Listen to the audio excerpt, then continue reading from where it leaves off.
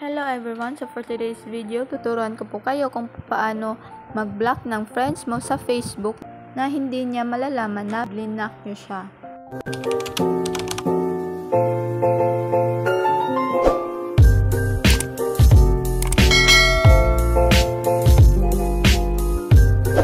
So kapag nagba-block tayo ng tao or mga friends natin, nalalaman nila or nalalaman natin na na-block tayo sa isang tao sa Facebook kasi hindi na natin makikita yung mga post niya.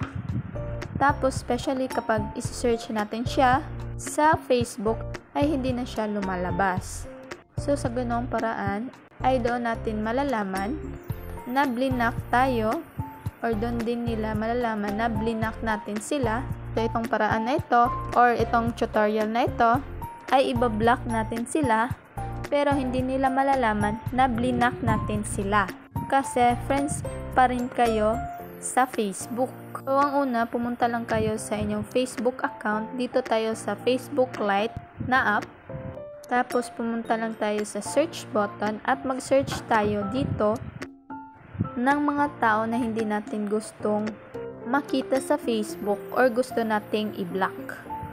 So example, ito. So, makikita natin dito, friends.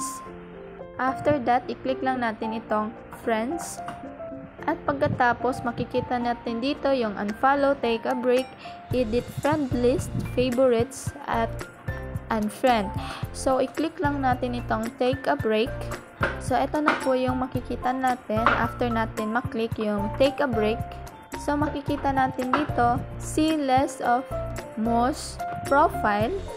So, kapag gusto mo na hindi na lumalabas sa newsfeed mo yung mga pinopost niya, so, mga ganun. So, i-click lang natin itong see options. Then, i-click lang natin itong limit where you see most profile. Then, i-click lang natin itong save. So, ayan mga ka-okay. Okay na siya. You've chosen to see less of most. And dito sa pangalawa, nakalagay limit what most profile will see. So, dito naman sa pangalawa, isi-set natin ito kung gusto natin hindi tayo makita ng taong ibablock mo. Makikita pa rin niya yung mga post natin, pero kaunti na lang yung makikita niya sa profile timeline natin. So, i-click lang natin itong see more options. Then, i-click lang natin itong hide your post from most profile. So, eto, gagawin lang natin. Kung ayaw mo lumabas yung mga post mo sa profile niya or sa newsfeed niya, so, ganyan lang yung ating gagawin. Then, after that, i-click lang natin itong save.